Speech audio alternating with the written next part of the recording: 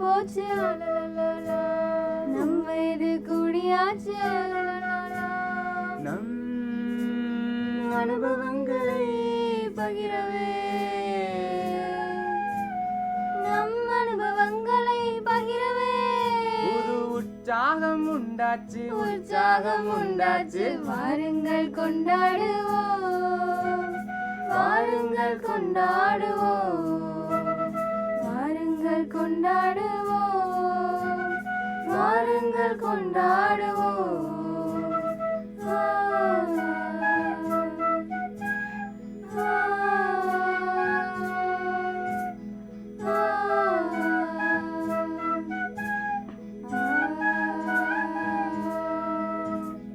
எங்கள் அனுபவங்கள் உங்கள் பொக்கிஷங்கள் ஆச்சு, எங்கள் அனுபவங்கள் உங்கள் பொக்கிஷங்களாச்சு.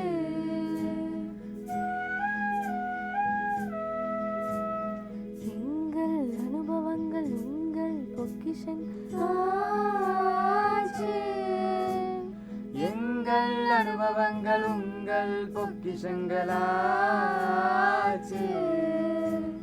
கேளுங்கள் தினம் தினம் இனி சீனியர்ஸின் பேச்சு, கேளுங்கள் தினம் தினம் இனி சீனியர்ஸின் பேச்சு. வாருங்கள் கொண்டாடுவோம், வாருங்கள் கொண்டாடுவோம், வாருங்கள் கொண்டாடுவோம், வாருங்கள் கொண்டாடுவோம். இது சீனியர்ஸின் காலம், பேசலாம் பகிரலாம் நம் அனுபவம் ஏராளம். வாருங்கள் கொண்டாடுவோம், வாருங்கள் கொண்டாடுவோம், வாருங்கள் கொண்டாடுவோம், வாருங்கள் கொண்டாடுவோம். அறிவியல் ஆரோக்கியம் மற்றும் அன்றாட வாழ்வின் அனைத்து விஷயங்களும், அறிவியல் ஆரோக்கியம் மற்றும் அன்றாட வாழ்வின் அனைத்து விஷயங்களும், மூத்த குடிமக்களுக்கான அனுபவ நிகழ்ச்சியில் வாருங்கள் கொண்டாடுவோம், வாருங்கள் கொண்டாடுவோம், வாருங்கள் கொண்டாடுவோம், வாருங்கள் கொண்டாடுவோம். 90.8 90.8 கேட்டு கொண்டிருப்பது அழகப்பா பல்கலை சமுதாய வானொலி. இது காரைக்குடியின் முதல் வானொலி, இது காரைக்குடியின் முதல் வானொலி. நேயர்களே வணக்கம். அனுபவ திட்டத்தின் பரவலாக்கமாக உருவாகிய அறிவியல் பாலம் தொடரின் அறிவியல் ஆளுமைகளுடன் நம் அழகப்பா பல்கலை சமுதாய வானொலியில் ஒளிபரப்பான நிகழ்ச்சிகளை கேட்டு மகிழ்ந்திருப்பீர்கள். இந்த நிகழ்ச்சியின் பின்னோட்டங்களை தொகுத்து வழங்க அழகப்பா பல்கலை சமுதாய வானொலியில் உங்களுடன் இணைந்திருப்பது முனைவர் இரா போர்ஷியா. அறிவியல் ஆளுமை காரைக்குடி அழகப்பா பல்கலைக்கழக கடலியல் துறையின் விஞ்ஞானி ஸ்டெல்லா அவர்களும், அனுபவ திட்டத்தின் தேசிய ஒருங்கிணைப்பாளர் பேராசிரியர் KR முருகன் அவர்கள் கலந்துரையாடிய நிகழ்ச்சியை கேட்டோம். முதலாவதாக விஞ்ஞானி ஸ்டெல்லா அவர்கள் தன்னுடைய கல்வி தகுதி பற்றியும் என்னென்ன ஆராய்ச்சிகள் செய்திருக்கிறார் என்பதை பற்றியும் தன்னுடைய உரையை தொடங்கினார். அவர் அழகப்பா பல்கலைக்கழக கடலியல் துறையில் தற்போது தங்களின் செயல்பாடுகள் குறித்து தெளிவாக எடுத்து கூறினார். வாழ்வாதாரம் இழந்த மீனவர்கள் முன்னேற்றத்திற்கு என்னென்ன வழிகளெல்லாம் இருக்கிறது என்பதை பற்றி, அவர்களுக்கான பயிற்சிகள் பற்றியும் தெளிவாக கூறினார். மீனவ சமுதாயத்தின் முன்னேற்றத்திற்காக அவர்களின் குழந்தைகளின் கல்வி வளர்ச்சிக்கும் மிக உறுதுணையாக உள்ளதாகவும் கூறினார். கடல் தூய்மை பற்றி, அதன் பயன்பாடு பற்றியும் தெளிவாக எடுத்து கூறி, கடல்வாழ் உயிரினங்களை எவ்வாறு வளர்க்கலாம் என்றும் சீ ஃபார்மிங் பற்றி மிக தெளிவாக எடுத்து கூறி, கடல் பொருட்களின் பயன்பாடுகள் பற்றியும் அதன் மூலம் சுற்றுச்சூழல் பாதுகாத்தல் பற்றிய விழிப்புணர்வை மீனவர்களுக்கு தெளிவுபடுத்தியதாகவும் கூறுகிறார். இறால் பண்ணைக்கான பராமரிப்பு பயிற்சி தருவதாகவும், நீர் வள ஆய்வினை மேற்கொண்டுள்ளதாகும் வாட்டர் அனாலிசிஸ் பற்றியும் மிக தெளிவாக எடுத்து கூறி கலந்துரையாடலில் விளக்கினார். இந்த நிகழ்ச்சியின் சிறு பகுதியை நாம் இப்பொழுது கேட்கலாம். அழகப்பா பல்கலைக்கழகத்தின் கடலியல் மற்றும் கடலோரத்துறையின் துறை தலைவர் டாக்டர் சி. ஸ்டெல்லா அவர்களுடன் ஒரு சந்தித்து உரையாடுபவர் டாக்டர் KR முருகன். என்னுடைய ஆராய்ச்சி முழுமையாக கடல் சார்ந்ததை பற்றி தான் இருந்தது. அதில் முக்கியமாக கடல் சிப்பிகள் மற்றும் கேஸ்ட்ரோபாட்ஸ் அண்ட் பைவால்ஸ்ன்னு சொல்வார்கள். அந்த ஸ்பெஷலைசேஷனில் தான் என்னுடைய PhD ஆய்வை முடித்தேன். இந்த fisher folk communities, self help group, இவங்களுக்கெல்லாம் நிறையா எங்கள் course more related to that people. அதனால தான் எங்கள் டிபார்ட்மெண்ட் ப்ரோக்ராமே coastal area studies. Not only oceanography மட்டும் படிக்காமல் ஹோஸ்டல் ஏரியா ஸ்டடீஸையும் நாங்கள் படிக்கும்போது இது வரைக்கும் பார்த்திங்கன்னா 48 வில்லேஜஸ் நாங்கள் கவர் பண்ணி அவங்களுடைய நீட்ஸ் என்ன, அவங்களுக்கு இந்த துறையின் மூலம் என்னென்னலாம் பெனிஃபிட்ஸ் ட்ரைனிங் கொடுக்கலாம் அப்படிங்கும்போது தான் ஃபவுண்டேஷனோட நாங்கள் டைப் பண்ணியிருக்கிறோம். அவங்க ஒரு மேஜர் NGO கன்சர்ன். அவங்க ஃப்ரீக்வெண்ட்டாக என்ன பண்ணுவாங்கன்னா அடிக்கடி இந்த ஃபிஷர் ஃபோக்கு, செல்ஃப் ஹெல்ப் குரூப்புக்கெல்லாம் ரிலேட்டடான கடல் சார்ந்த கன்சர்வேஷன் ஆஸ்பெக்டு, டெவலப்மெண்டல் ஆக்டிவிட்டீஸ், யூட்டிலைசேஷன், இதை பற்றியெல்லாம் அவங்களுக்கு ஒரு அவேர்னஸ் ப்ரோக்ராமை எவ்ரி இயர் நாங்கள் க்ரியேட் பண்ணிகிட்டு இருக்கிறோம். சீடு எப்படி பண்ணுறது, அந்த ஸ்ட்ரிம்ப் ஹேச்சரிஸு, ஃபீட் மேனேஜ்மெண்ட்டு, அந்த மாதிரி டெக்னீஷியன்ஸ் லெவலுக்கெல்லாம் அவங்க எல்லாமே போயிட்டு ஒரு மினிமம் 6 months அதில் ஒர்க் பண்ணிகிட்டு இருக்கும்போது அடுத்து 50,000க்கு அங்கே சேஞ்ச் ஓவர் ஆயிடுவாங்க அடுத்த கம்பெனிஸ். இதையும் தாண்டி என்னென்னா அவங்க செல்ஃபாகவே இப்படி வெல்த்தியாக இருக்கவங்களா இருந்தால் அவங்களே ஓனாக பிஸ்னஸ் ஆரம்பிக்கலாம், ஒரு 10 பேருக்கு வேலை வாய்ப்புகள் கொடுக்கலாம். அந்த மாதிரியான துறை இது. நீங்கள் மேலே ஹையர் ஸ்டடீஸ் போகணுன்னு நெசசிட்டியே கிடையாது.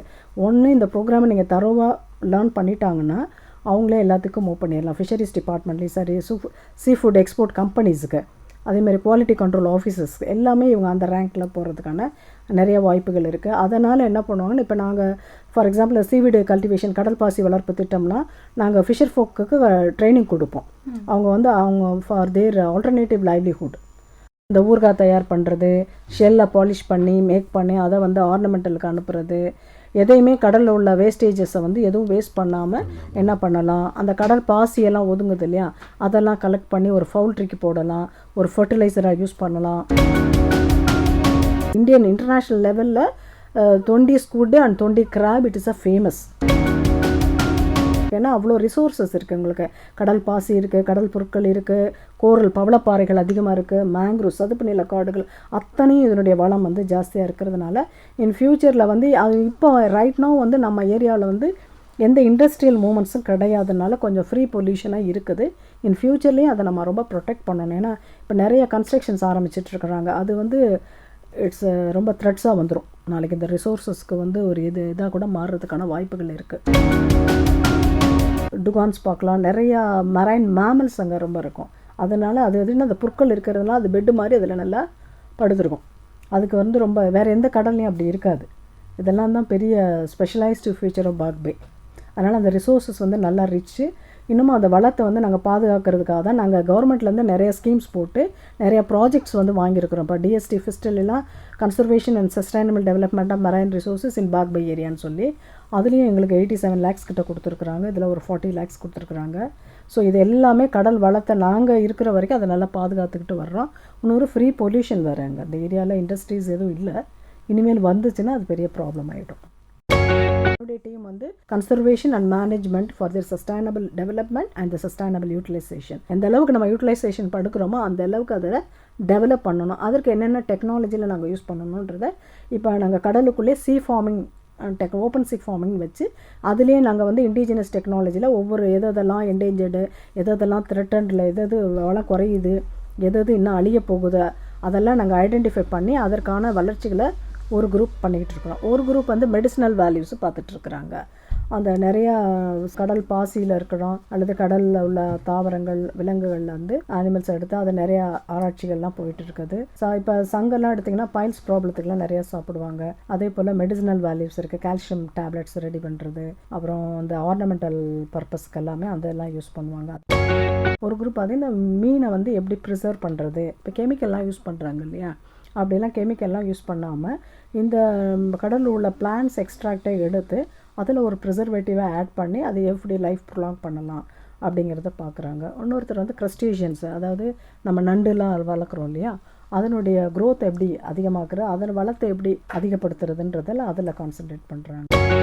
மெயினாக வந்து நாங்கள் கான்சென்ட்ரேட் பண்ணது என்விரான்மெண்டலில் கண்டினியூஸாக நாங்கள் மானிட்டர் பண்ணிகிட்டே இருப்போம், வாட்டர் குவாலிட்டி செக் பண்ணிவிட்டு. ஏன்னா அதுதான் it is a core for all resources. ஏதாவது எனி பொல்யூஷன் பாயிண்ட்டோ அல்லது எனி எஃபெக்ட் வந்துச்சுன்னா, நீங்கள் இப்போ கடலில் பார்ப்பீங்க, திடீர்னு வந்து ப்ளூம்ஸ் எல்லாம் வருது, அந்த மாதிரி எல்லாம் வரும்பொழுது இமீடியட்டாக நாங்கள் வாட்டர் டெஸ்டிங் போயிட்டு கண்டிஷன்ஸ் வந்து என்விரான்மெண்டல் குவாலிட்டி வந்து குவாலிட்டியாக இருக்கா அல்லது ஏதாவது ப்ராப்ளம்ஸ் இருக்கான்றதை அதை நாங்கள் மானிட்டர் பண்ணிகிட்டே இருக்கோம். நேயர்களே, நிகழ்ச்சியின் சிறு பகுதியை கேட்டாச்சு. இப்போ நேயர்களின் பின்னூட்டங்களை கேட்கலாம். அனைவருக்கும் வணக்கம். என்னுடைய பேர் சுமித்ரா. நான் கடலோர பகுதியான மீன்சில கிராமத்தில் வசித்து வர்றேன். இந்திய அரசு அறிவியல் தொழில்நுட்பத் துறைகள் விக்யான் பிரசாத் மற்றும் காரைக்குடி அழகப்பா பல்கலைக்கழகம் இணைந்து வழங்கும் அனுபவ நிகழ்ச்சியில் கலந்து கொள்வதில் நான் மகிழ்ச்சி அடைகிறேன். கடலியல் மற்றும் கடலோரத்துறையின் தலைவர் டாக்டர் சி ஸ்டெல்லா அவர்கள் மிகவும் எளிமையாகவும் அழகாகவும் எங்கள் கிராமத்தில் இருக்கக்கூடிய இளைஞர்களுடைய என்னென்ன கடல் சார்ந்த படிப்புகள் இருக்குது, அந்த படிப்புகளுக்கு என்ன தகுதிகள் என்னென்ன அப்படின்றதையும் தெளிவாக சொன்னாங்க. அதோடு மட்டும் இல்லாமல் படிப்பை வந்து விட்டுட்டு இடையிலே விட்டுட்டு இருக்கக்கூடிய இளைஞர்களுக்கும் மேலே அவங்களுடைய சுய தொழில் எப்படி பண்ணலாம், இந்த கடல் சார்ந்த தொழில்கள் என்னென்ன இருக்குது, அதாவது பாசி வளர்க்குறது, அதை எப்படி வந்து எங்கே மூலமாக அவங்க பாசி வளர்க்குறதுக்கான தொழில் செய்கிறதுக்கான லோன் எல்லாம் யார் கொடுப்பாங்க, பேங்க்கில் எப்படி வாங்குறது அப்படின்றதையும் தெளிவாக சொல்லியிருக்காங்க. அதோட மட்டும் இல்லை, முதியோர்களும் வயசான காலத்தில் வீட்டில் இருக்கும்போது எப்படி வந்து வருமானத்தை பெருக்கிறது, அதாவது இந்த கடல் சார்ந்த இந்த தொழில்கள் மூலமாகவே, அதாவது சங்கு இதெல்லாம் கிடைக்கும்.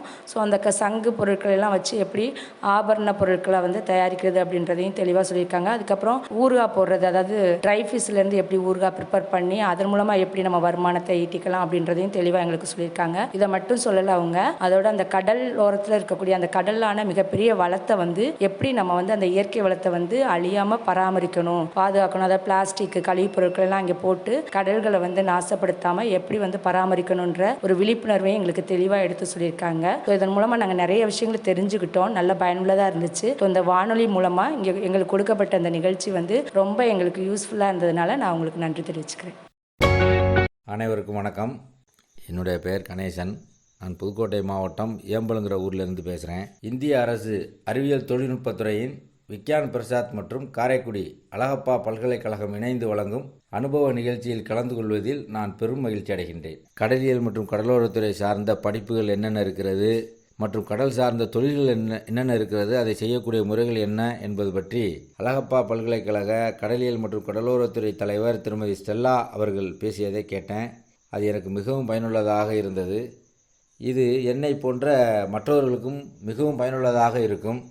மேலும் கடல் சார்ந்த தொழில் செய்பவர்கள் இந்த மீன்பிடி தடை காலங்களில் எவ்வாறு தங்களுடைய வாழ்வாதாரத்தை சமாளித்து கொள்ள வேண்டும், எவ்வாறு தங்களுடைய மாற்றுத் தொழிலை ஏற்படுத்தி கொள்ள வேண்டும் என்பது பற்றியும், அந்த கடல் சார்ந்த தொழில் புரிபவர்களுக்கு அந்த வங்கியிலிருந்து எவ்வாறு கடன் பெற வேண்டும், அதை கடன் பெறக்கூடிய முறைகள் என்ன என்பது பற்றியும், அந்த கடலை சுத்தமாக வைத்துக்கொள்வதற்கான வழிமுறைகள் பற்றியும், நமது நாட்டில் கடல் என்பது எந்த அளவிற்கு முக்கியத்துவம் வாய்ந்ததாக இருக்கிறது, அதை நாம் எவ்வாறு பாதுகாக்க வேண்டும் என்பது பற்றியும், முக்கியமாக இந்த கடல் பாசி வளர்ப்பு முறை பற்றியும் தெள்ள தெளிவாக நமது ஸ்டெல்லா மேடம் அவர்கள் இந்த அழகப்பா சமுதாய வானொலியிலே கூறியிருக்கிறார்கள். அது நமது நாட்டில் வாழக்கூடிய அனைவருக்குமே ஒரு மிகவும் பயனுள்ளதாக இருக்கும் என நான் நம்புகிறேன். நன்றி. அனைவருக்கும் வணக்கம். இந்திய அரசு அறிவியல் தொழில்நுட்பத்துறையின் விக்யான் பிரசாத் மற்றும் காரைக்குடி அழகப்பா பல்கலைக்கழகம் இணைந்து வழங்கும் அனுபவ நிகழ்ச்சியில் கலந்து கொள்வதில் மகிழ்ச்சி அடைகிறேன். என் பெயர் லக்ஷ்மி. நான் அழகப்பா பல்கலைக்கழக கடலியல் துறையின் தலைவர் திருமதி ஸ்டெல்லா அவர்கள் உடைய ஒரு நிகழ்ச்சியின் நம்ம அழகப்பா பல்கலைக்கழக சமுதாய வானொலியில் கேட்டேன். அந்த நிகழ்ச்சியின் மூலமாக பேராசிரியர் அவங்க கொடுத்த விளக்கங்கள், கடல் சார்ந்த தொழில் மற்றும் படிப்புகள், அதுக்கான தகுதி, என்னென்ன மாதிரி சிறு தொழில்களை வந்து இளைஞர்கள் ஈடுபடலாம், முதியவர்கள் எப்படி ஈடுபடலாம், இதை பற்றி ரொம்ப விரிவாக அழகாக சொன்னாங்க. மேலும் நம்ம இந்த கடல் வளங்களை எப்படி பாதுகாக்கிறது அப்படிங்கிறத அதையும் பற்றி, அதோட முக்கியத்துவத்தையும் பற்றி ரொம்ப தெளிவாக விளக்குனாங்க. இந்த கடல் வளங்களை பாதுகாக்கிறது மூலமாக நம்மளோட கடல் வளங்களை பாதுகாக்கிறது மூலமாக நம்மளுக்கு என்னென்ன நன்மைகள் இருக்குது, பாதுகாக்காமல் விட்டோம்னா அதோட தீமைகள் என்ன, அதையும் நல்லா நம்மளுக்கு தெளிவாக சொன்னாங்க. மேலும் இந்த கடலோர பகுதியில் இருக்க இளைஞர்களுக்கு வந்து என்னென்ன மாதிரி வேலை வாய்ப்புகள், படிப்புகள், அவங்க வந்து எப்படி இந்த படிப்பை எடுத்துக்கலாம், அந்த படிப்பை எடுத்துக்கிறது மூலமாக அவங்க என்ன மாதிரி தொழிலில் ஈடுபடலாம் அப்படிங்கிறத பற்றியும் சொன்னாங்க. மேலும் நம்மளோட அழகப்பா பல்கலைக்கழகம் வந்து இந்த துறையின் மூலமாக நம்ம கடல் சார்ந்த பகுதியில் இருக்கிற மக்களுக்கு என்னென்ன மாதிரி உதவிகளை பொருளாதாரம் மூலமாக அவங்க வாழ்க்கையில் முன்னேறதுக்கு என்னென்ன மாதிரி செயல்களில் ஈடுபடுறது, படிப்புகள் மற்றும் அதை சார்ந்த பட்டய படிப்புகள் பற்றியும் ரொம்ப தெளிவாக சொல்லியிருந்தாங்க. இந்த நிகழ்ச்சி மூலமாக நான் வந்து எனக்கு தெரிஞ்ச மாணவர்கள் மற்றும் வர்ற காலத்தில் என்னென்ன படிப்புகளில் அவங்க இந்த கடல் சார்ந்த படிப்புகளில் அவங்க படிக்கலாம், அதனால் உள்ள நன்மைகளை வந்து என்னால் எடுத்து சொல்கிற அளவுக்கு அவங்க நல்லா தெளிவாக சொல்லியிருந்தாங்க. இது மூலமாக இந்த படிப்பு, அதுவும் நம்மளோட சிவகங்கை மாவட்டத்தில் அப்படின்னு பார்த்தோம்னா நம்ம ஒரு சின்ன ஒரு ஃபோக்கஸோடே தான் நம்ம போவோம். இதுதான் இந்த படிப்பு தான் நம்ம படிக்கணும், engineering, science, arts and science காலேஜ்னா நம்ம எப்படி போகணும் என்ன அப்படிங்கிறத தாண்டி இந்த ஓஷனோகிராஃபி, இந்த ஃபிஷரிஸ் இதெல்லாம் பற்றி நம்ம தெரிஞ்சுக்கிறது மூலமாக இன்னும் நிறைய படிப்புகள் இன்னும் இருக்குங்கிறத வந்து ரொம்ப கடைக்கோடியில் இந்த சமுதாய வானொலி வந்து கொண்டுட்டு போய் சேர்க்குதுங்கிறதுல நான் ரொம்ப சந்தோஷப்படுறேன். என் மூலமாக சில பேருக்கு இந்த பேராசிரியர் சொன்ன மாதிரி இந்த விஷயங்களை நான் கொண்டு போய் சேர்க்கிறதுல நான் பெருமை அடைகிறேன். நன்றி, வணக்கம். வணக்கம். இந்திய அரசு அறிவியல் தொழில்நுட்பத்துறையின் விக்யான் பிரசார் மற்றும் காரைக்குடி அழகப்பா பல்கலைக்கழகம் இணைந்து வழங்கும் அனுபவ நிகழ்ச்சியில் கலந்து கொள்வதில் மகிழ்ச்சி அடைகிறேன். என்னோட பேர் கலாவதி. நான் வந்து இப்போது கடலியல் துறையின் விஞ்ஞானி டாக்டர் ஸ்டெல்லா அவங்கள பேசினதை கேட்டேன். அவங்களோட அனுபவங்களை சொன்னாங்க. அவங்களோட இது எப்படி இந்த அழகப்பாக்குள்ள வந்தாங்க, எப்படி இந்த டிபார்ட்மெண்ட் வந்து இந்த துறை எப்படி வளர்ந்துச்சு அப்படிங்கிறத பற்றியெல்லாம் ரொம்ப அழகாக சொன்னாங்க. அவங்களோட அனுபவம் அப்படிங்கிறது வந்து அடுத்த தலைமுறைக்கு வந்து எப்படி இருக்குது அப்படின்னா ஒரு உண்டுதலாக இருக்குது. இதை அப்படி பண்ணணும், இதுக்கப்புறம் மேலே வரணும் அப்படிங்கிற மாதிரி ஒரு உண்டுதலாக இருந்துச்சு. அது போக மீனவர்கள் அப்படிங்கிறவங்கள வந்து நம்ம அந்தளவுக்கு பெருசாக பார்க்குறது இல்லை, பெருசாக நம்ம அதை பற்றி தெரிஞ்சுக்கிறது இல்லை. நம்ம வந்து கடலோட வளம் அது எவ்வளோ முக்கியம் நமக்கு, அதை நம்ம எப்படி பாதுகாக்கணும் அப்படிங்கிற விஷயங்கள் எல்லாமே நம்ம வந்து பண்ணுறது கிடையாது. நம்ம ஒரு இடத்துக்கு போகிறோம் அப்படின்னா அங்கே பிளாஸ்டிக் போடுறது, அந்த இடத்துல குப்பையை போடுறது, அந்த மாதிரியெல்லாம் நம்ம பண்ணிட்டு வரோம். அதனால் வந்து நம்மக்கிட்ட இருக்க வளங்கள் வந்து எப்படி கெட்டு போகுது, முக்கியமாக கடல் வந்து எப்படி கெட்டு போகுது அப்படிங்கிறத பற்றியெல்லாம் சொன்னாங்க. அதெல்லாம் நம்ம இனிமேல் செய்யக்கூடாது அப்படிங்கிறது வந்து நான் வந்து ஒரு உறுதிமொழி மாதிரி எடுத்துக்கிட்டேன். என்னை சார்ந்த எல்லாருக்குமே வந்து நான் அதை வந்து சொல்லுவேன், இதை அப்படி பண்ணாதீங்க அப்படின்ற மாதிரி சொல்லுவேன். அதில் வர வளங்கள் என்னென்ன அப்படிங்கிறத வந்து அவங்க பேசினது மூலியமாக தெரிஞ்சுக்கிட்டேன். அது வந்து எப்படி வந்து இன்னும் நிறைய குடும்பங்களை சார்ந்து இருக்குது, அதோட வளங்கள் எப்படி, அதை நம்ம எப்படி பாதுகாக்கணும் அப்படிங்கிறது எனக்கு புரிஞ்சுது. அதுக்கப்புறமாட்டி இப்போது நிறைய அடுத்தடுத்து நம்ம வந்து இன்ஜினியரிங், டாக்டர், லாயர் அப்படின்னு வந்து ஒரு இதில் ஓடிட்டுருக்கோம். இப்போ வந்து இந்த மாதிரி ஃபிஷரிங், இந்த மாதிரி ஓஷன் சயின்ஸ், இந்த மாதிரியான படிப்புகளும் இருக்குது. அதை நம்ம படிக்கணும், அதுலேருந்து நம்ம நிறையா வந்து கொண்டு வரணும். நம்மக்கிட்ட இருக்க வளங்களை பற்றி நம்ம தெரிஞ்சுக்கணும், அதை நம்ம வளர்க்கணும். அப்படிங்கிற மாதிரியான படிப்புகள் இருக்குது, அதை நம்ம தெரிஞ்சுக்கிறோம் அப்படிங்கிறது வந்து ரொம்ப மகிழ்ச்சியாக இருக்குது. இனிமேல் அடுத்த தலைமுறைக்கு அதை வந்து நம்ம வந்து சொல்லணும், இந்த மாதிரி இருக்குது, பண்ணுது, இதெல்லாம் படிங்க அப்படிங்கிற மாதிரி சொல்கிற மாதிரி இருக்குது. அது போக வந்து இவங்களோட உதவித்தொகை எப்படி, உங்கள் உதவித்தொகை பெறலாம், எப்படி உங்களோட வாழ்வியலை வந்து இன்னும் உயர்த்திக்கலாம், எப்படி வேலை வாய்ப்பு பெறலாம், அதுக்கப்புறம் உங்களோட கல்வி முறைகள். இப்போ இது வரைக்கும் வந்து மீனவர் சமுதாயம் வந்து ஒரு பின்தங்கி இருந்துச்சு, இப்போ கொஞ்சம் கொஞ்சமாக மேலே வருது, படிக்கிறாங்க, நிறைய தெரிஞ்சுக்கிறாங்க. ஸோ அவங்களுக்கு நம்ம எப்படி உதவியாக இருக்கலாம் அப்படிங்கிறதும் தெரிஞ்சுக்கிட்டோம். மீனவர் சமுதாயம்ங்கிறது மட்டும் இல்லாமல் நமக்கு அடுத்தடுத்து இருக்க எல்லாருமே வந்து இதை படிக்கணும், இது இன்னும் நம்மக்கிட்ட இருக்க வளங்கள் எல்லாத்தையும் பெருக்கணும், அதை எல்லாத்தையும் கெடுத்துடக்கூடாது அப்படிங்கிறத வந்து ரொம்ப தெளிவாக எடுத்து வச்சாங்க. அவங்க சொன்னதில் வந்து நிறைய விஷயங்கள் வந்து ஏன் இவ்வளோ நாள் நமக்கு தெரிஞ்சுக்காம போயிட்டோம் அப்படின்னு எனக்கு ஒரு வருத்தமாக இருந்துச்சு. அதுவும் இல்லாமல் அதை தெரிஞ்சுக்கிட்டதில் ரொம்ப சந்தோஷமாக இருந்துச்சு. எனக்கு தெரிஞ்ச 10 பேர்கிட்ட சொல்லுவேன், இன்னும் இந்த வளங்களை வந்து எப்படி பாதுகாக்கிறது அப்படிங்கிறது நான் என்னோட பேரம்பேத்திகளுக்கெல்லாம் சொல்லிக் கொடுப்பேன். அதுவும் இல்லாமல் நானும் இதை இனிமேல் வந்து ஃபாலோ பண்ணுவேன் அப்படின்ட்டு இதுலேருந்து நான் தெரிஞ்சுக்கிட்டேன், கற்றுக்கிட்டேன் அப்படின்னு சொல்லலாம். ரொம்ப நன்றி இந்த வாய்ப்புக்கு. நிகழ்ச்சியை கேட்டு ரசித்த நேயர்களுக்கு நன்றி. மீண்டும் நல்ல வாய்ப்பில் சந்திப்போம்.